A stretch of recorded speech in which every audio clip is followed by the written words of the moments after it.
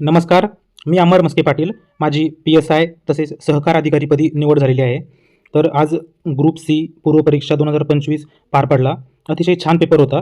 म्हणजे ज्या मुलाने मॅथ रिझनिंग चांगलं केलेलं होतं आणि ज्याने पेपर सोडवण्या अगोदर काहीतरी नियोजन केलं होतं, प्लॅन केला होता आणि पेपर त्याने वेळेत कव्हर केला. मला वाटतं की त्यांचा रिझल्ट येण्याचे चान्सेस वाढलेले आहे. कारण मॅथ रिझनिंग हा असा टॉपिक होता ज्यामध्ये काही मुलांनी 20 पैकी 20 प्रश्न बरोबर आणलेले असतील. तर आणि बाकी इतर जो GSचा होता, हिस्ट्री असो किंवा पॉलिटी असो, तो बाकी या अगोदर झालेल्या पेपरच्या कंपॅरेटिव्हली खूप सोपा विचारलेला होता आणि खूप सारे प्रश्न असे होते जे ट्रिकी होते. खूप ठिकाणी त्यांनी नाही, कोणते बरोबर नाही, अयोग्य नाही, उद्दिष्ट नाही, असे प्रश्नामध्ये विचारलेले आहे. त्यामुळं कित्येक प्रश्न हे ट्रिकी होते, जिथे तुम्हाला वाटू शकतं की आपला हा बरोबर आलेला आहे, परंतु नंतर आपल्याला समजतं की हा माझ्याकडून चुकलेला आहे. चला तर बघूया, अभ्यासासोबत लॉजिक्स किंवा ट्रिक्सने काही प्रश्न सुटतात का, आणि सर्व प्रश्नांची उत्तरे सोबतच बघूया. ज्ञानप्रकाश हे वृत्तपत्र. आता इथे खूप मुले पहिल्याच प्रश्नामध्ये कन्फ्यूज झालेले आहे. ज्ञानप्रकाश हे वृत्तपत्र कुणी काढलेले आहे असं विचारलं तर कृष्णाजी रानडे असं याचं उत्तर यायला पाहिजे. परंतु ऑप्शनमध्ये तो ऑप्शन नाही दिलेला. तर पुढे बघूया आपण आणखी की जस्टिस ऑफ पीस व राव बहादूर ही पदवी. आता इथे उत्तर असं गोपाळ हरी देशमुख, म्हणजे ज्यांना आपण लोकहितवादी असं म्हणतो, तो ऑप्शन एक जवळ जातो या उत्तराच्या. ज्ञानप्रकाश हे मराठी वृत्तपत्र काढलेले कृष्णाजी रानडे जरी असले तरी ज्ञानप्रकाश या वृत्तपत्रासाठी काम केलेले गोपाळ हरी देशमुख हे या ऑप्शनच्या जवळ जातं आणखी. आणि जस्टिस ऑफ पीस व राव बहादूर या पदव्याही मिळालेल्या होत्या आणि संगीत या विषयाची आवड होती. त्यामुळे याचं उत्तर मला तरी वाटतं आयोग सुरुवातीला गोपाळ हरी देशमुख देईल. परंतु जर तुम्ही सगळ्यांनी पाठपुरावा केला आणि चांगले सोर्स मिळाले तर कृष्णाजी रानडे हे उत्तर त्याचं येऊ शकतं. आणि जे ऑप्शनमध्ये नाही तर वरीलपैकी एकही नाही असं उत्तर याचं येऊ शकतं. सध्या मी असं उत्तर देईल गोपाळ हरी देशमुख, पर्याय क्रमांक 2. शारदा सदन आणि आर्य महिला समाज ह्या दोन्ही संस्थेबाबत कार्य आपण बघितलं तर रमाबाई रानडे आणि पंडिता रमाबाई या दोघींचंही आहे. परंतु जे दुसरं ऑप्शन आपण बघतो कैसरी हिंद, यावरून याचं उत्तर आपण रमाबाई रानडे यांच्याकडे जाऊ. कारण कैसरी हिंद ही पदवी रमाबाई रानडे यांना मिळालेली होती आणि सोबत हिंदू लेडीज सोशल क्लब या संस्थेची त्यांनी स्थापना केली होती. त्यामुळं पर्याय क्रमांक 3 असं याचं उत्तर यायला हवं, जे दुसऱ्या आणि तिसऱ्या स्टेटमेंटवरून क्लिअर होतं. काहींनी पंडित रमाबाई उत्तर दिलेले असेल, बट ते माझ्या मते चुकीचं आहे. ओके, पुढचा प्रश्न बघूया. प्रश्न क्रमांक 3. महाराष्ट्रातील 1857च्या उठावातील खालीलपैकी कोणते विधाने बरोबर आहे? साताऱ्याचे छत्रपती प्रतापसिंह यांचे गेलेले राज्य परत आणण्यासाठी रंगराव पागे यांनी अविरत प्रयत्न केले. तर हा आलेला प्रश्न आहे, जुना प्रश्न आहे कित्येकदा, की रंगो बापूजी गुप्ते यांनी ते प्रयत्न केलेले होते. हे कॅन्सल होईल. त्यामुळं स्टेटमेंट 1 जर आपण त्यातून इलिमिनेट केलं तर 1 इथे, त्यामुळं 1 इलिमिनेट झालं. इथे, त्यामुळं हेही इलिमिनेट झालं. राहिलं 2 आणि 4. कोल्हापुरामध्ये स्पेसिफिकली जर बोललं तर 27व्या रेजिमेंटने केलेलं होतं. त्यामुळं माझ्या मते तरी बी स्टेटमेंट हे रॉंग येऊ शकतं. आता आयोग काय देतं त्यावर. आणि सी स्टेटमेंट जे बंड झालं होतं बरोबर आहे, आणि भिल्लांचा पराभव झाला होता आंबा पाणीच्या उठावामध्ये, हेही स्टेटमेंट बरोबर आहे. त्यामुळं क आणि ड हे तर कन्फर्म बरोबर आहे. ब बाबत संदिग्धता आहे, त्यामुळं आयोग याचं उत्तर 4 देऊ शकतं. परंतु जर योग्य पाठपुरावा झाला तर याचं 2 क आणि ड हे उत्तर येऊ शकतं.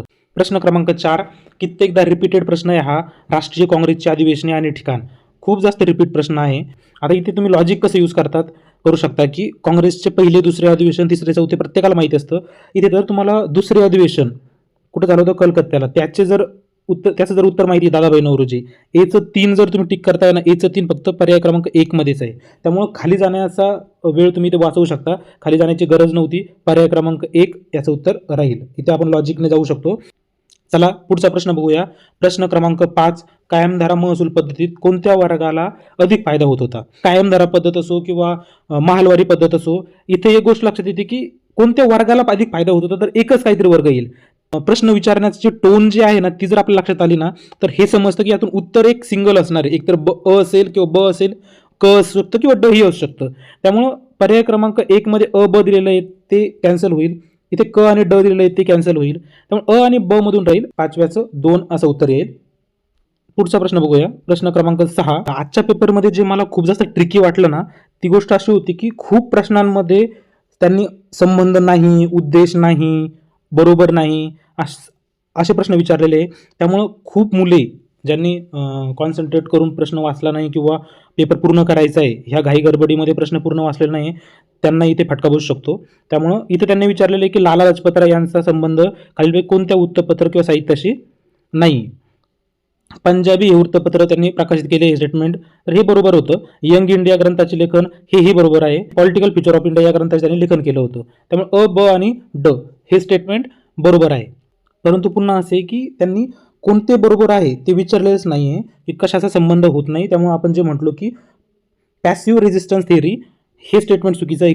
क स्टेटमेंट आहे ऑप्शन 2 मध्ये. त्यामुळे प्रश्न वाचताना नीट वाचत चाला. पुढचा प्रश्न घेऊया आपण. प्रश्न क्रमांक 7.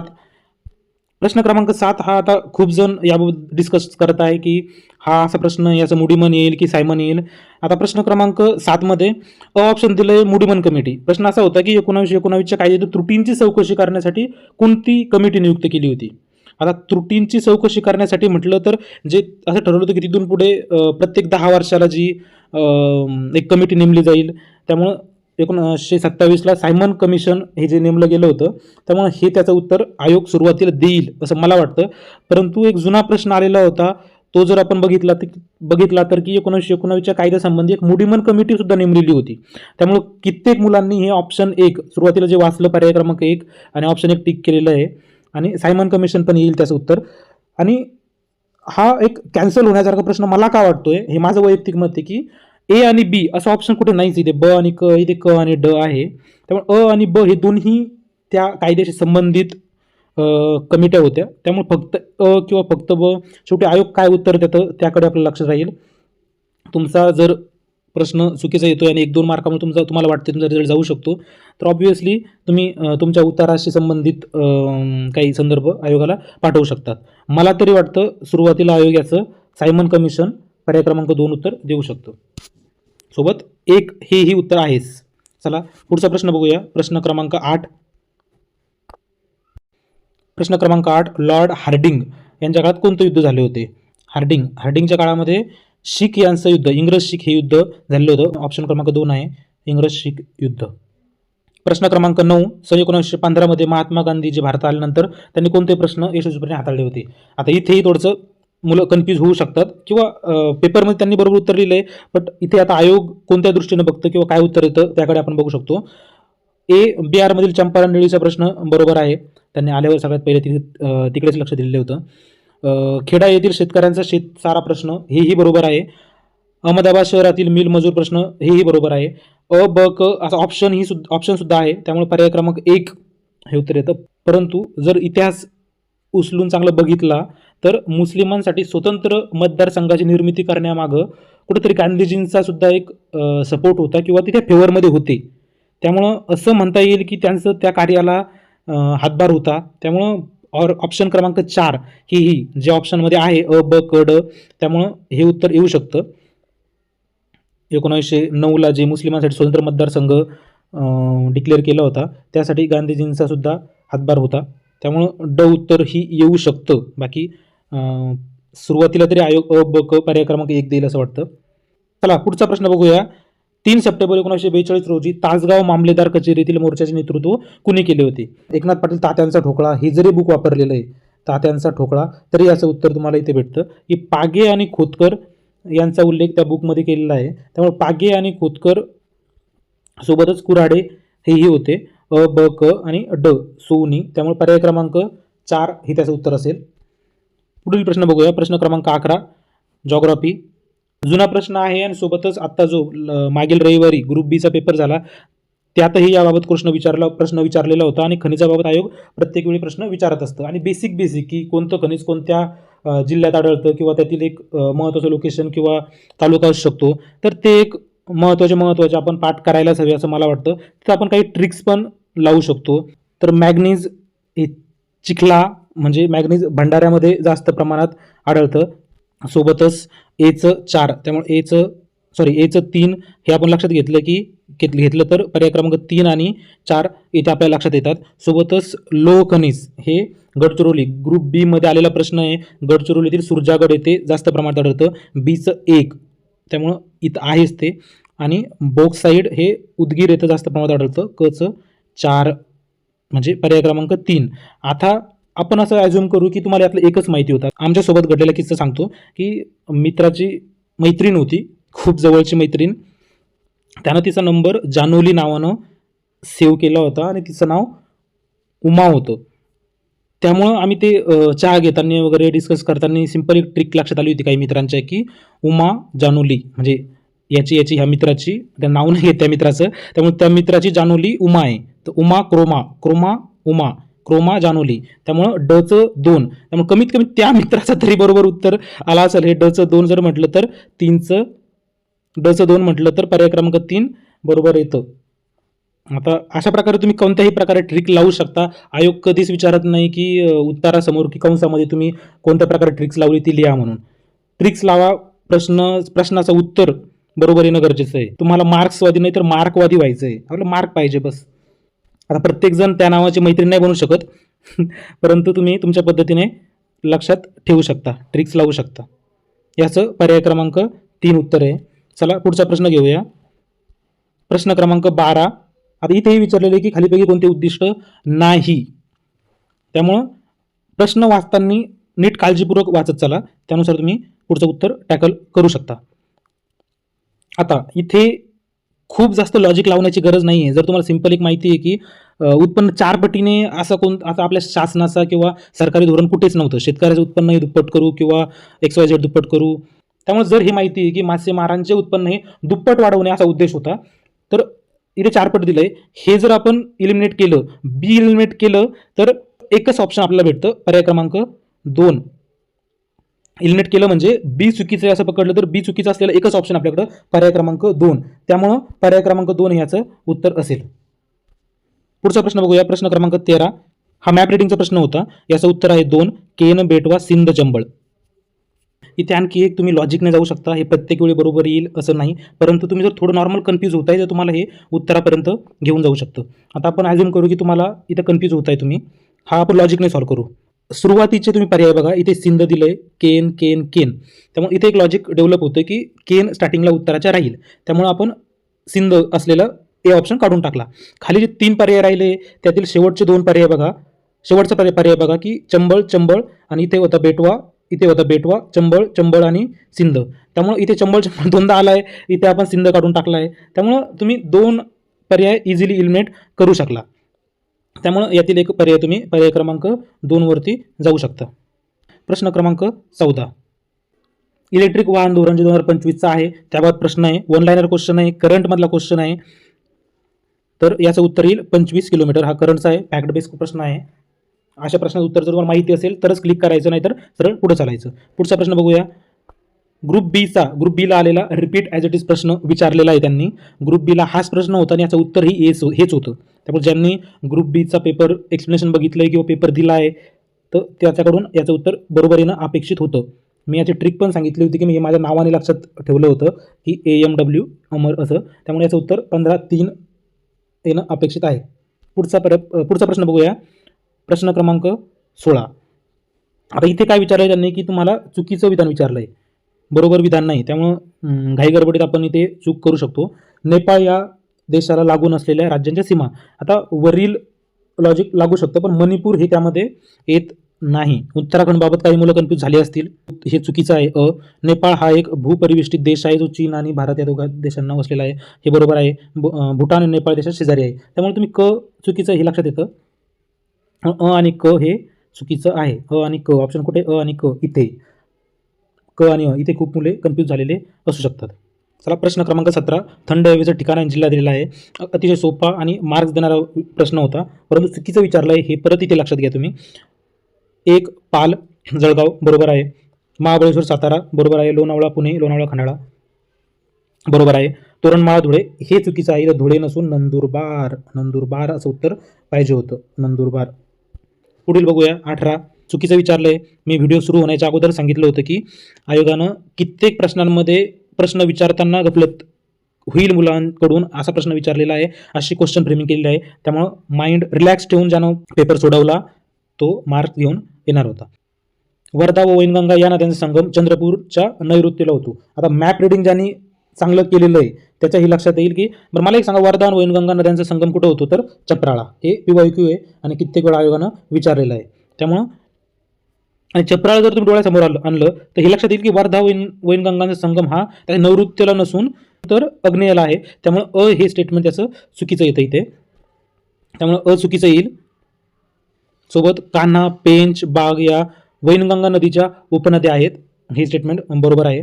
वैनगंगा नदीच्या डाव्या तीरावर पूस, आरणा, वाघाडी, खुळी या उपनद्या आहेत. तर या वैनगंगा नाही तर पैनगंगा नदीच्या उपनद्या आहे. वैनगंगा नाही, पैनगंगा. त्यामुळं ए रॉंग, सी रॉंग. टावरजा, तोरणा, मन्याड, गिरणा.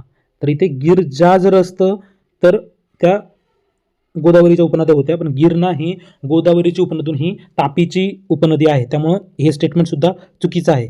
3 ऑप्शन हे चुकीचे येते. त्यामुळे हा प्रश्न कॅन्सल होऊ शकतो. 2017 PYQ प्रश्न आहे. 2000चं ते राष्ट्रीय लोकसंख्या धोरण आहे आपलं, त्याबाबतचा विचारलेला प्रश्न आहे हा. स्थूल प्रजनन दर घटवणे हे त्याचं उद्दिष्ट आहे का? बरोबर आहे. 2045 पर्यंत लोकसंख्या स्थिर करणे उद्दिष्ट आहे. स्त्री पुरुष समानता आणणे, आता हे उद्दिष्ट होण्याचा उल्लेख जरी केलेला नाही आहे, परंतु ते कुठेतरी एक टार्गेट होतंच. त्यामुळं क ही त्यामध्ये येईल असं वाटतं, पण त्याचा ऑप्शन नाही आहे. कारण ड जे ऑप्शन आहे 100% नागरीकरण हे पूर्णपणे चुकीचं स्टेटमेंट आहे. ब क असं जर बरोबर असतं ते कुठेतरी बरोबर दिलं असतं, परंतु क असा डायरेक्ट उल्लेख नाही आणि ऑप्शनमध्ये नाही. त्यामुळे आयोगाला याचं उत्तर आणि ब. आयोगाला याचं उत्तर आणि ब अपेक्षित आहे. त्यामुळे आणि ब ए ऑप्शन असं उत्तर येईल. सार्वजनिक कर्जाच्या स्थिरतेसाठी सामान्यतः स्वीकृत निकष टिंबटिंब हे आहेत. हा पूर्ण लॉजिकने सुटतो. कॉमन सेन्स आपण वापरला तर विशिष्ट कालावधीत कर्ज शून्य असावे असं निकष नसू शकतो, कारण आपलं कर्जही शून्य कधी न होणार आहे. कर्ज शून्य होणारच नाही. आपण तुटीचा अर्थसंकल्प मांडत असतो, त्यामुळे शून्य होणार नाही. त्यामुळे ए स्टेटमेंट हे निकषामध्ये येणार नाही. त्यामुळे ए नसलेलं स्टेटमेंट आपल्याला घ्यायचं आहे. ए इथे आहे इलिमिनेट, ए इथे इलिमिनेट, ए इथं इलिमिनेट. त्यामुळे याचं उत्तर येईल ब. 2 उत्तर येईल याचं. 22-2. अन्नधान्याचे बफर स्टॉक. आता इथे थोडा लॉजिकल प्रश्न आहे. बफर स्टॉक हे किमतीतील चढउतार मर्यादित करण्यासाठी वापरला जातो, हे बरोबर आहे. त्यामुळे ए स्टेटमेंट येईल. परंतु किमतीतील चढउतार कशा प्रकारे नियंत्रित केला जातो, तर तो त्यावेळी खुल्या बाजारात त्या अन्नधान्याची विक्री करून तो नियंत्रित केला जातो. त्यामुळं ड, आणि ड असा ऑप्शन असलेला पर्याय इथे अवेलेबल आहे. त्यामुळं 2 उत्तर ही असं येईल. त्यामुळे सुरुवातीला तरी मला वाटतं की आणि ब, आणि ड असं 2 उत्तर त्याचं द्यायला हवं. चला पुढचा प्रश्न. 24 नीती आयोगाची स्थापना. रिपीट क्वेश्चन आहे आणि त्यातल्या त्यात 10 वर्ष पूर्ण झाले, त्यामुळे यावर प्रश्न अपेक्षित होता. याचं उत्तर 1 जानेवारी 2015 स्थापना झाली आहे. मागे नीती आयोगाचा फुल फॉर्म आयोगानं विचारला होता, त्यामुळं आणि हा सिंपल प्रश्न होता, माहीत असणं गरजेचं होतं. पुढचा प्रश्न आहे. दारिद्र्य रेषेच्या व्याख्येचे स्पष्टीकरण कोणत्या समितीने केले? आता आयोग मागच्या 2-3 वर्षामध्ये दारिद्र्याशी संबंधित आकडेवारी विचारत नाही आहे, परंतु आता हा प्रश्न सिंपल प्रश्न विचारला आहे. ज्याने दारिद्र्य चॅप्टर आकडेवारीसाठी जरी चांगला केलेला असेल त्यांना सिंपल लक्षात येईल की दारिद्र्यसंबंधी समित्या कोणत्या होत्या, तर तेंडुलकर समिती आणि रंगराजन समिती. त्यामुळे 25चं उत्तर येईल 2 आणि ब. 26 औद्योगिक धोरणाबाबत आहे. चुकीचं स्टेटमेंट विचारलं आहे त्यांनी, आणि चुकीचं स्टेटमेंट विचारलं आहे म्हटल्यावर जर आपण तुम्ही खाली पर्याय क्रमांक जर तुम्ही स्टेटमेंट 3 जर बघितलं आणि ज्यांना 1991ची ज्यांनी सार्वजनिक क्षेत्राबाबतची माहिती धोरण वाचलेलं आहे, तर 1919च्या सार्वजनिक धोरणामध्ये 17 नाही तर फक्त 8 क्षेत्र हे राखून ठेवले होते. त्यामुळे क स्टेटमेंट चूक आहे. क स्टेटमेंट चूक असलेला फक्त एकच पर्याय सापडतो आपल्याला, पर्याय क्रमांक 3. तुमचा टाईम वाचतो इथे. त्यामुळे हा इतरचा वेळ आपण मॅथ रिजनिंगला राखून ठेवू शकतो. त्यामुळं स्टेटमेंट क्रमांक 1 आणि 2 कडे जाण्याची गरज पडत नाही. 26चं उत्तर 3 आहे. पुढचा प्रश्न बघूया. 27 राष्ट्रीय कृषी आणि ग्रामीण विकास बँक म्हणजे आपली नाबार्ड ती स्थापना. रिपीट क्वेश्चन आहे. आयोगाने या अगोदर विचारलेला प्रश्न आहे. 12 जुलै 1982 असं याचं उत्तर आहे. पुढचा प्रश्न बघूया.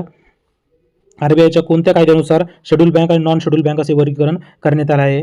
आरबीआयची स्थापना ज्या वर्षी झाली तो जो कायदा होता तेव्हाच हे वर्गीकरण केलेलं आहे. त्यामुळं 1934 आरबीआय ॲक्टनुसारच त्याचं उत्तर असेल. बँकिंग नियम 1949 नसेल आणि आरबीआय ॲक्ट आणि 30 आणि 56 हे तर इथे इलिमिनेट होऊन जातात. उत्तर असेल 2. 28-2. 29 लोकसंख्या संक्रमण सिद्धांतातील 3रा टप्पा. आता पहिल्या टप्प्यामध्ये काय असतं की तेव्हा आपल्या खूप आरोग्य सुविधा खूप जास्त सुधारलेल्या नव्हत्या किंवा इतरही नाही, त्यामुळं तेव्हा जन्मदर आणि मृत्यूदर दोन्हीही जास्त होता. त्यामुळं स्टेटमेंट पहिल्या टप्प्यात हे होतं. 3रा टप्पा विचारला त्यामुळे इथे इलिमिनेट होतं. 1 आणि 2 ऑप्शन जातात. लोकसंख्येची जलद वाढ होती ती 2ऱ्या टप्प्यामध्ये होती कारण तिथे मृत्यूदर आपला कमी झाला होता आणि जन्मदर जास्त होता. त्यामुळे हे 2ऱ्या टप्प्यामध्ये आपल्या लोकसंख्येची जलद वाढ होती. त्यामुळे ब स्टेटमेंट येणार नाही. जन्मदरात लक्षणीय घट झाली होती ही होती 3ऱ्या टप्प्यातील. त्यामुळे 29चं उत्तर येईल 4. 30 चला 30 बघूया. 2018ला जी जनधन योजना आली होती त्यामध्ये नंतर काय प्रोग्रेस झाला किंवा काय सुधारणा करण्यात आल्या याबाबत लॉजिकल प्रश्न होता. तुम्ही फक्त विमा संरक्षण वाढवले, कारण ऑब्व्हियसली होतं, सिंपल होतं की एखाद्या योजनेमध्ये आणखीन वाढ करण्यात येईल, त्यात आणखी कमी किंवा लोकांपासून दूर जाईल असा बदल केला जाणार नाही. त्यामुळं विमा संरक्षण वाढवलं हे जर तुम्ही लॉजिक लक्षात घेतलं असतं तर ऑप्शन 4 आणि ऑप्शन 1 हे इथे एलिमिनेट होत होते. 2 आणि 3 राहत होते. त्यात ओव्हरड्राफ्ट सुविधा वाढवले होते, मर्यादा वाढवली होती, त्यामुळं 3 असं याचं उत्तर येईल. पर्याय क्रमांक 31, 1991 मध्ये स्थापन झालेली नरसिंहन समिती खालील कशाशी संबंधित होती? हे वित्त संबंधित होती. त्यामुळं आयोगाचा PYQ प्रश्न आहे. ज्यांनी PYQ चांगले केलेले आहे त्यांनी इकॉनॉमिक्स किंवा इतरही विषयामध्ये चांगले मार्क्स आणलेले असतील.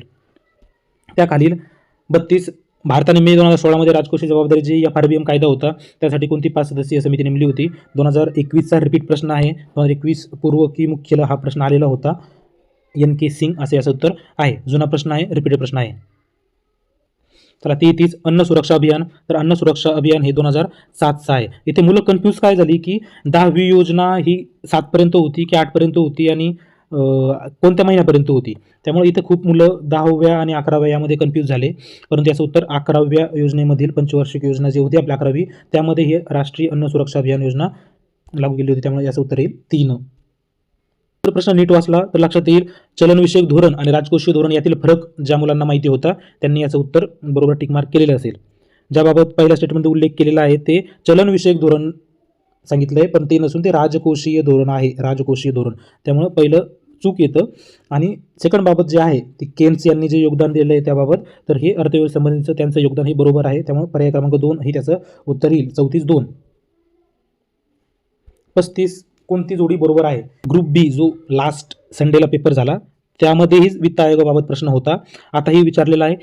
आणि YV रेड्डी बाबत उल्लेख त्या पेपरमध्ये केलेला होता, पर्यायामध्ये दिलेलं होतं. त्यामुळं परत त्यातूनच हा प्रश्न आलेला आहे. बरोबर जोडी ओळखायची आहे. 14 वित्त आयोगाचे अध्यक्ष YV रेड्डी होते, हे त्यांना कन्फर्म माहिती आहे सर्वांनाच, त्यामुळे खाली जाण्याची गरज नव्हती. 10वी पंचवार्षिक योजना आहे, कित्येकांना वाटलं असेल तर 10वी पंचवार्षिक योजना ही 2003 ते 8 मध्ये नव्हती, 2002 ते 7 मध्ये होती. योजनेवर 2 प्रश्न आलेले. त्यामुळे चला पुढचा प्रश्न बघूया. देशातील पहिली कृत्रिम बुद्धिमत्ता तंत्रज्ञानावर आधारित अंगणवाडी शासनाने नागपूर जिल्ह्यातील कोणत्या गावात सुरू केली होती? वडधमना या गावात सुरू केली होती. वडधमना असं वडधमना, इथे स्पेलिंग मिस्टेक झालेली आहे, वडधमना असं त्याचं उत्तर आहे. परंतु इंग्लिशमध्ये बरोबर उल्लेख झालेला आहे त्याचा. त्यामुळे आयोगानं नोटिफिकेशनमध्ये सांगितलेलं असतं की मराठी प्रश्नामध्ये काही बदल झाला किंवा स्पेलिंग मिस्टेक झाली तर इंग्लिश प्रश्न कन्सिडर केला जाईल. त्यामुळे याचं उत्तर राहील 3. 36, 3. 37 होतं की मिस वर्ल्डचा किताब कुणी जिंकला? तर त्याचं उत्तर आहे थायलंड. करंट अफेअरबाबत जेव्हा अभ्यास करताना तेव्हा ट्रिक्स लावत जा, मित्रांसोबत डिस्कस करत जा. चहाला जाताना करंट अफेअर्स एकदा टॉपिक घ्यायचं, त्यावर डिस्कस करायचं, वेगवेगळ्या पद्धतीच्या ट्रिक्स लावा, लॉजिक डेव्हलप करा. करंट अफेअर हा असा विषय प्रत्येक वर्षी प्रत्येक परीक्षेला तुम्हाला नव्यानं करावा लागतो. त्यामुळं त्याबाबत ट्रिक्सने लक्षात ठेवण्याचा प्रयत्न करत जा. करंट आणि मॅथ रिजनिंग हे असे विषय आहे जे तुम्हाला रिझल्टमध्ये आणतात किंवा रिझल्टमधून बाहेर घेऊन जातात. आता याबाबत आम्ही लक्षात असं ठेवलं होतं की आम्ही सहज मित्र डिस्कस करायचो की आपला जेव्हा रिझल्ट येईल तेव्हा आपण ह्या देशात जाऊ, थायलंडला जाऊ, मलेशियाला जाऊ वगैरे वगैरे. सो त्या दृष्टीनं आम्ही लक्षात ठेवलं होतं की मिस वर्ल्ड हा किताब थायलंडच्या एका सुंदरीनं जिंकलेला आहे आणि तो थायलंड मिस वर्ल्ड किताब जिंकणारा हा पहिलीच महिला होती ती. त्यामुळे 37, 3 हे लक्षात ठेवत चला. पुढचा प्रश्न बघूया. प्रश्न क्रमांक 38. आता प्रश्न ज्याने योग्य प्रकारे वाचला, निसार, नासा आणि इस्रो हे लक्षात आलं किंवा समोर कंसामध्ये दिलेलं आहे कंस आला की लक्षात घ्यायचं, कुछ तो बात है. कंसामध्ये दिलेलं आहे नासा आणि इस्रो आणि समोर सांगितलं आहे की नासा आणि इस्रो संयुक्त प्रकल्प होता. बरोबर आहे ना? त्यांनी सांगितलेलं आहे, तुम्ही वाचा पुढे चला. पहिलं स्टेटमेंट बरोबर. आणि भूमी परिसंस्था आणि सागरीय प्रदेशाचे अध्ययन करण्यासाठी तो आहे, बरोबर आहे. 38चं 3 उत्तर येईल. लॉजिकल होता. समोर चला. 39. कोणत्या शहरात 11वी एशियन संरक्षण मंत्र्यांची बैठक पार पडली होती? तर करंट अफेअरचा प्रश्न, व्हिएतनाम याचं उत्तर आहे. अजिंठा वेरूळ चित्रपट महोत्सवात पद्म पाणी जीवनगौरव पुरस्कार कोणाला भेटला होता? सई परांजपे. सई तांबलकर नाही बरं का मित्रांनो, सई परांजपे. करंट अफेअरचा प्रश्न आहे. 40, 3. पुढचं घ्या. 41. इंदिरा गांधी राष्ट्रीय मुक्त विद्यापीठाच्या पहिल्या महिला कुलगुरू म्हणून कोणाची नियुक्ती करण्यात आली आहे? उमा कांजीलाल हे याचं उत्तर आहे. 41, 1. लाडक्या बहिणींनो, लाडक्या भावांनो याचं उत्तर आहे 1. खूप गाजलेली महाराष्ट्रात राजकारणात खूप बदल करणारी अशी ही योजना होती लाडकी बहीण योजना. त्यावर प्रश्न येणं अपेक्षित होतं. मला वाटलं होतं ग्रुप बीलाच प्रश्न येईल, परंतु ग्रुप सीला असो. त्याचं लिमिट विचारलेली त्यांनी, तर 2.5 लाखपेक्षा कमी उत्तर त्याचं आहे पर्याय क्रमांक 1. 43 जो आपला जीविताचा हक्क आपण म्हणतो, जीविताचा हक्क आपण जो म्हणतो की कलम 21 त्यासंबंधी त्याला जोडलेला आहे. त्यामुळं 43 2. 44 राष्ट्रीय ई गव्हर्नन्स 2025 साठी महाराष्ट्रातील कुठल्या ग्रामपंचायतीला सुवर्ण पुरस्कार देण्यात आला होता, तर याचं उत्तर येईल रोहिणी. 44 1. करंट अफेअरचा प्रश्न आहे. 45 निवडणूक सध्या सुरू आहे महाराष्ट्रामध्ये, त्यामुळे निवडणुकीच्या संबंधित निवडणूक काळामध्ये जेव्हा आपला पेपर होतो MPSCचा, तर निवडणूक संबंधित एखाद्या ॲपवरती प्रश्न आयोग विचारतच अपेक्षित हा प्रश्न. त्यामुळं याचं उत्तर आहे 2. ECI net, election commission of India net. 45 2. 46 राष्ट्रीय प्रगतीतील महत्त्वपूर्ण 43 लोकमान्य टिळक पुरस्कार. आता इथे लॉजिकने जाऊ शकत होतं. आता ठीक आहे, हा करंटचा प्रश्न आहे, परंतु लॉजिक कसं यूज करू शकत होता की राष्ट्रीय प्रगतीतील ना महत्त्वपूर्ण योगदानासाठी असतो, आणि देवेंद्र फडणवीस, एकनाथ शिंदे किंवा अजित पवार जे आपले मुख्यमंत्री किंवा आणि सोबतच उपमुख्यमंत्री आहेत, याबाबत जर असता तो चर्चेला जास्त गेला असता, चर्चेत आला असता. त्यामुळे त्याचं उत्तर ते नसून 3 राष्ट्रीय प्रगतीसाठी महत्त्वपूर्ण योगदानासाठी नितीन गडकरी यांनी दिलेला आहे. प्रश्न क्रमांक 47 2025च्या ड्युरंड कपमध्ये कोणता संघ उपविजेता ठरला आहे? ते विजेता नाही तर उपविजेता विचारलेला. उपविजेता होता डायमंड हार्बर फुटबॉल क्लब. त्यामुळे याचं उत्तर उपविजेता विचारलेलं आहे, तर पर्याय क्रमांक 2 आहे. आयोगाने मुद्दाम पर्याय क्रमांक 1 मध्ये north east United football club हा टाकलेला आहे, परंतु ते उत्तर नाही आहे, तो विजेता आहे. PM धनधान्य कृषी योजना संबंधी विचारलं आहे. 2025 मध्ये ती योजना मंजूर केली 16 जुलैला. बरोबर स्टेटमेंट आहे. ही योजना 200 कृषी जिल्ह्यांमध्ये, 200 नाही तर 100 कृषी जिल्ह्यांसाठी डिझाईन केलेली होती. त्यामुळे याचं उत्तर येईल फक्त 1. 48चं 3 उत्तर येईल. सामाजिक विकासासाठी दुसरी जागतिक शिखर परिषद 2025 मध्ये कुठे झाली, तर दोहा कतारमध्ये झालेली होती. कित्येक मुलांनी भारत आपला देश म्हणून भारत मारला असेल, पण ती दोहा कतारमध्ये झालेली होती. क्रीडापटूंबाबत पद्मश्री पुरस्कार. लॉजिक होतं, प्रत्येक वर्षी पद्मश्री, पद्मभूषण, पद्मविभूषण याबाबत एखादा प्रश्न आयोग विचारतं, त्यामुळे ते पाठ करणं गरजेचं होतं. कमीत कमी पद्मश्री जरी नाही ना, पद्मभूषण, पद्मविभूषण हे जरी पाठ केलेले असते तरी याचं उत्तर आपण टिक करू शकत होतो. आता पद्मभूषण मिळालेले एकमेव व्यक्ती होते PR श्रीजेश. त्यामुळे पद्मश्री विचारलं इथे आयोगाने, त्यामुळे श्रीजेश यांना पद्मभूषण भेटलेलं आहे, तर ते इलिमिनेट होत होतं. ड नसलेला पर्याय कोणता आहे? इथे ड आहे इलिमिनेट, इथे ड आहे इलिमिनेट, इथे ड आहे इलिमिनेट. पर्याय क्रमांक 1 याचं उत्तर होतं. लॉजिकने तुम्ही जाऊ शकत होता आणि तुमचा टाईम मॅथ रिजनिंग देऊ शकत होता, जिथे आउट ऑफ 20 पैकी 20 प्रश्न बरोबर येण्याचे आज चान्सेस होते. पुढचा प्रश्न बघूया. प्रश्न क्रमांक 51 कोणत्या सूचीमध्ये प्रतिबंधात्मक स्थानपद्धतीची तरतूद करण्यात आली होती? प्रतिबंधात्मक स्थानपद्धतीची तरतूद ही केंद्र सूची आणि समवर्ती सूचीमध्ये आहे, तर 51 3 असं आहे. मुलं 4 ऑप्शनमध्ये कन्फ्यूज झालेली असतील, पण याचं उत्तर आहे पर्याय क्रमांक 3. 52 लक्षद्वीप कोणत्या उच्च न्यायालयाच्या कार्यक्षेत्रात येते? लॉजिकल होता, खरंच लॉजिकल होता. उत्तर माहिती जर नाही, सरळ भारताचा नकाशा डोळ्यासमोर आणायचा होता. लक्षद्वीप कुठे आहे? भारताच्या खालच्या टोकाला डाव्या साईडला आहे की उजव्या साईडला आहे? आणि डाव्या साईडला असेल तर शेजारील राज्य कोणतं आहे? उजव्या साईडला असेल तर शेजारील राज्य कोणतं आहे? हे जर लॉजिक लक्षात आलं असतं तर याचं उत्तर लक्षात येतं. याचं उत्तर आहे केरळ, जे लक्षद्वीपच्या जवळील राज्य आहे. त्यामुळं इथे तुम्ही उत्तर केरळ टिक करू शकता. प्रश्न क्रमांक 53 खालीलपैकी कोणते विधान सत्य नाही? भारतीय राज्यघटनेची अंमलबजावणी तारीख 26 नोव्हेंबर 1949 झाली. पहिल्याच पहिलं स्टेटमेंट त्यांनी चुकीचं दिलेलं आहे, तर ही अंमलबजावणी 1949 झाली नव्हती, तर फक्त आपण याचा स्वीकार 49ला केला होता, आणि अंमलबजावणी झाली होती 1950ला. त्यामुळं ए स्टेटमेंट हे रॉंग आहे. ए स्टेटमेंट रॉंग आहे, त्यांनी सत्य नाही विचारलेलं आहे, मल्टिपल नाही आहे, एकच टिक करायचं आहे. खाली जायची गरज नव्हती. पर्याय क्रमांक 1 टिक करा, पुढे चला. खाली जाण्याची गरजसुद्धा नव्हती. चला पुढचा प्रश्न बघूया. 54 लहान शहराच्या प्रशासनासाठी नगर क्षेत्र समिती स्थापन केली जाते, ती टीमटीम बसू शकते. आता हा थोडासा आउट ऑफ द डेस्क प्रश्न होता, आउट ऑफ द सिलेबस नाही म्हणता येणार, परंतु रेग्युलर वेपासून थोडासा साईडला जाऊन प्रश्न विचारलेला होता हा. त्यामुळं हा आता वेगवेगळ्या क्षेत्रासाठी वेगवेगळे नियम अटी असतात. त्यामुळं काही क्षेत्रांमध्ये पूर्णपणे निवडलेले, काही ठिकाणी नामनिर्देशित, काही ठिकाणी अंशतः. त्यामुळे याचं उत्तर येईल पर्याय क्रमांक 4 वरीलपैकी सर्व. सार्वजनिक निवडणुकीनंतर पहिल्या ग्रामसभेचे अध्यक्ष सगळ्यांनाच माहिती आहे, लॉजिकल प्रश्न होता, सिंपल प्रश्न होता. आपण ग्रामीण भागातील मुलं आहे, त्यामुळे पहिल्या ग्रामसभेचे अध्यक्ष हे सरपंचच असतात. पर्याय क्रमांक 3 याचं उत्तर येईल 55-3. ओके, इथं कन्फ्यूज होण्यासारखं कधी असतं, जरी ते ग्रामसेवक वगैरे ऑप्शन दिला असता, त्यांनी तलाठी वगैरे ऑप्शन दिला असता. आता हे तुम्हालाही माहिती आहे, आमदार खासदार हे पहिल्या ग्रामसभेचे अध्यक्ष नसू शकतात. त्यामुळं पर्याय क्रमांक 3 बरोबर आहे 55-3. ओके. 56 राज्यपालाकडे भारतीय राज्यघटनेतील अनुच्छेद टिंबटिंबनुसार कार्यकारी सत्ता असते. आधी त्यांनी कार्यकारी सत्ता विचारलेली आहे. कार्यकारी सत्ता ही पर्याय क्रमांक 1 मध्ये म्हणजे अनुच्छेद 154 हे त्याचं उत्तर यायला पाहिजे आणि मला वाटतं की भरपूर मुलांचं याचं उत्तर आलं असेल. राज्यपालाचे जे कलम आहे आणि राष्ट्रपतीचे जे कलम आहे ते पाठ करून घ्यायचे. राष्ट्रपतीच्या कलमामध्ये प्रत्येक कलमामध्ये जी तरतूद आहे त्याच्यामध्ये +1 करायचं राज्यपालासंबंधी लागू होतं. 153 आहे जे राज्यपाल असेल बाबा राज्याला. 155 मध्ये सांगितलं आहे की नियुक्ती पद्धत वगैरे नियुक्ती सांगितलेली आहे आणि 154 मध्ये आपलं कार्यकारी सत्ता राज्यपालाच्या हस्ते असेल. 56 एक उत्तर आहे. 57 कोणती जोडी जुळत नाही. कोणती जोडी जुळत नाही? शोषणाविरुद्धचा अधिकार. लगेच लक्षात यायला पाहिजे मित्रांनो 23-24 हे कलम हे शोषणाविरुद्धचे आहे, त्यामुळे ही जोडी आपली चुकीची आहे. बाकी बरोबर आहे. चुकीची विचारली आहे त्यामुळे पर्याय क्रमांक 2 57-2. 58 पोलीस पाटलाची नेमणूक कोण करतं? सध्या पूर्ण महाराष्ट्रभर पोलीस पाटलाची नेमणुकीबाबतचं वारं चालू आहे, त्यामुळं ज्यांनी थोडंसं करंटमध्ये किंवा समाजामध्ये वागताना काही गोष्टी कान देऊन ऐकलेल्या असतील तर हे लॉजिकल उत्तर आपण इथं काढू शकत होतं की याचं उत्तर येईल जिल्हाधिकारी. पर्याय क्रमांक 3 58-3. 59 उच्च न्यायालयात सर्वाधिक खंडपीठे. खूप मुलं इथे गणलेले आहे. सर्वाधिक खंडपीठे विचारलेले आहे. अलाहाबाद सर्वाधिक न्यायाधीश इथे आहे, परंतु ते लॉजिक आपण इथे लावू शकत नाही. सर्वाधिक न्यायाधीश म्हटलं तर अलाहाबाद आणि सर्वाधिक खंडपीठे म्हटलं तर बॉम्बे उच्च न्यायालय. त्याचे खंडपीठे कुठे कुठे आहे?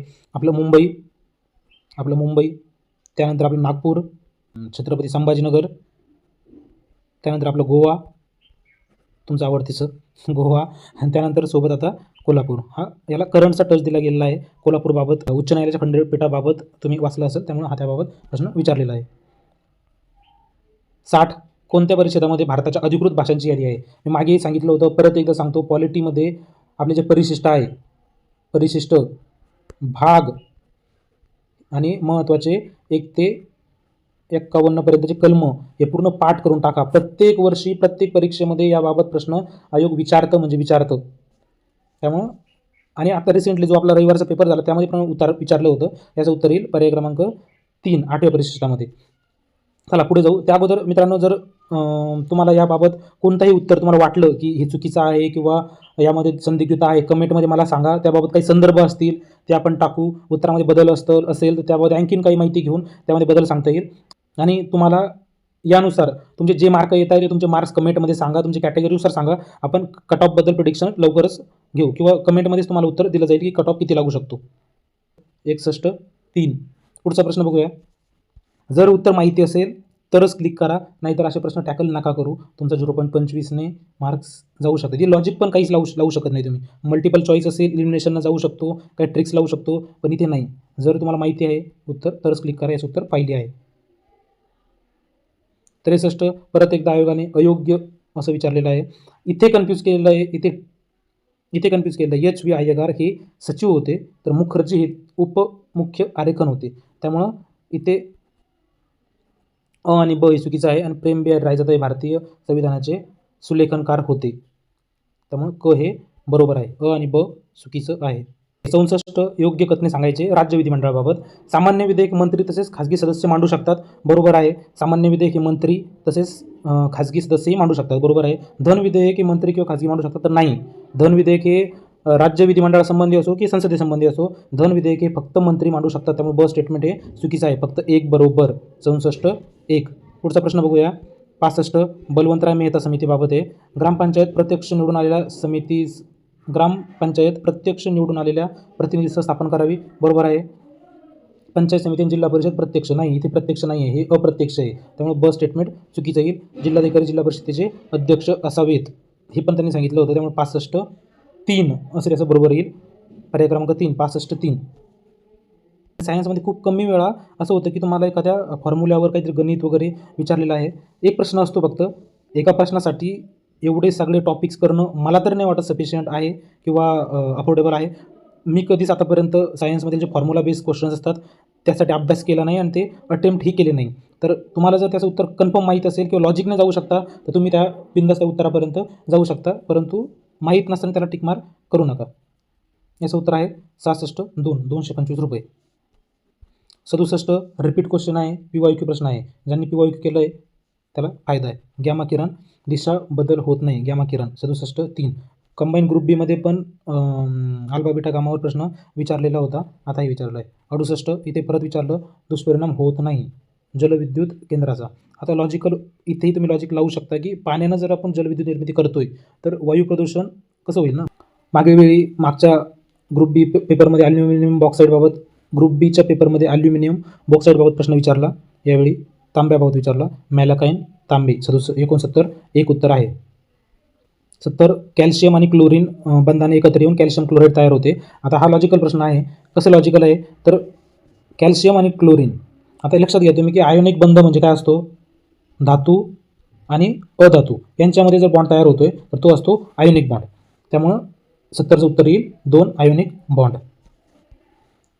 71 पितळ हा मिश्र धातू आहे. मराठीत लक्षात नसेल ब्रास घ्या. आता इथं ट्रिक काय आहे ब्रास.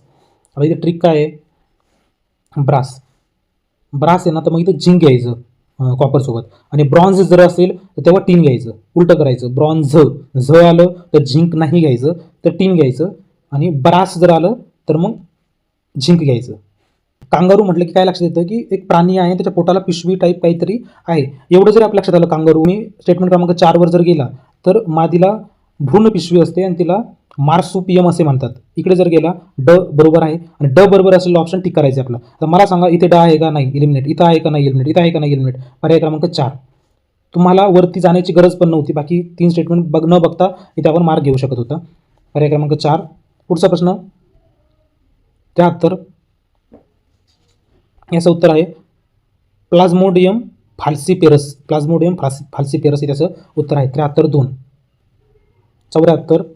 74चं उत्तर आहे टेंटाकिलोझॉइड. 75 PYQ प्रश्न आहे. PYQ प्रश्न आहे. सर्कोस्पोरा पर्सोनेटा हे त्याचं उत्तर आहे. 75-2. पुढचं घ्या 76 मिराबिलिस जलापा, याचं उत्तर येईल 4 निक्टाजिनेसी. 76-4. 77 शेंगावर्गीय पिके नत्राचा उपयोग खालीलपैकी कोणत्या सूक्ष्मजीवांच्या मदतीने करू शकतात. PYQ प्रश्न आहे, रिपीट प्रश्न आहे, कित्येकदा विचारलेला प्रश्न आहे, प्रत्येक बुकमध्ये यांचा रेफरन्स सापडतो. रायबोझियम असलेलं ऑप्शन कुठे आहे, ए. त्याच्यामुळे याचं उत्तर येईल. इथे पण ए आहे, परंतु विषाणू त्यात येत नाही, त्यामुळे पर्याय क्रमांक 177 येईल.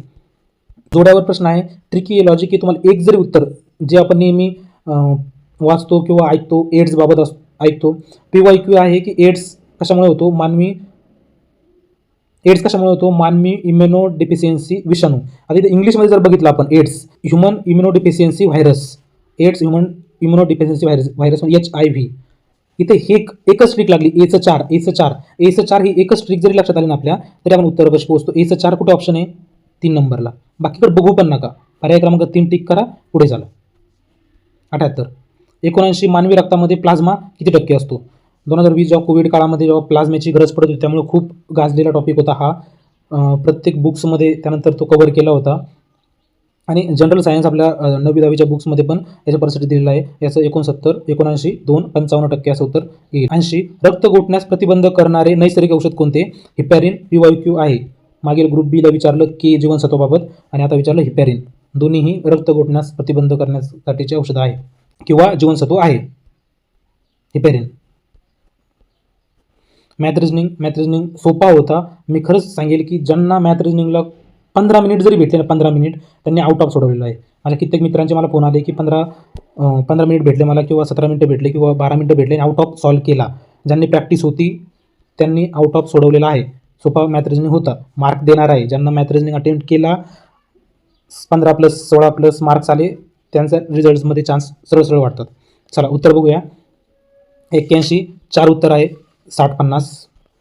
82 7 दिवस. 83 2 वर्ग. इथे वर्ग जर पाठ असेल तर लगेच क्लिक होतो. मी एक्सप्लेन नाही करत मॅथ रिजनिंगला, सिम्पल होतं, लॉजिकली.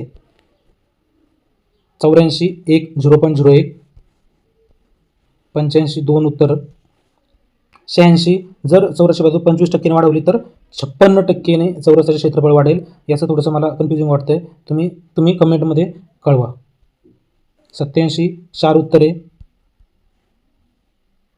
88 3 उत्तरे. 89 3 उत्तरे. 90 2 उत्तरे.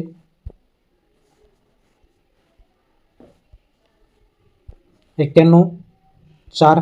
92 4. 93 2 मूल्यांकन. विद्यार्थी जुनी माहिती गोळा करून, म्हणजे आपण जर जुने प्रश्न बघून, जुने PYQ बघून नवे जे आता प्रश्न येत आहे त्याबाबतीत जर त्या प्रश्नांची नवीन प्रश्नांची तुलना करतोय आणि चुका शोधतोय काहीतरी, किंवा नवीन निष्कर्ष काढतोय की असा प्रश्न विचारल्यावर आयोग असं उत्तर देतं, तसा प्रश्न विचारल्यावर असं काहीतरी उत्तर येतो, याचं लॉजिकल त्याला आपण मूल्यांकन म्हणतो ना. त्याला आपण पाठांतर नसेल ते अनुकरण पण नाही, म्हणजे दुसऱ्याचं बघून काहीतरी करत नाही, निरीक्षण पण म्हणता येणार नाही फक्त. त्यामुळे असं पर्याय क्रमांक 2 उत्तर यायला पाहिजे. 94 याचं उत्तर येईल 2. 290. 95 रिपीट क्वेश्चन आहे, ग्रुप बीला पण विचारला होता, सिंपल लॉजिकल प्रश्न आहे. 2 15 उत्तर येईल याचं. याचं उत्तर 60 येईल, पर्याय क्रमांक 2. 97 याचं उत्तर 2 येईल. 98 नातेसंबंध, नणंद आणि भाऊजाई लई खतरनाक नाता असतो त्यामुळं 98 2. 99 उत्तर 4 येईल. दिशा सगळ्यांचा आवडतीचा टॉपिक आहे आणि हा प्रश्न कधीच कुणाचा चुकत नसतो, चुकला की तो विसरत नसतो कधी पर्याय क्रमांक 4 उत्तर येईल. 100 याचं पर्याय क्रमांक 3 उत्तर येईल. 26 वर्ष.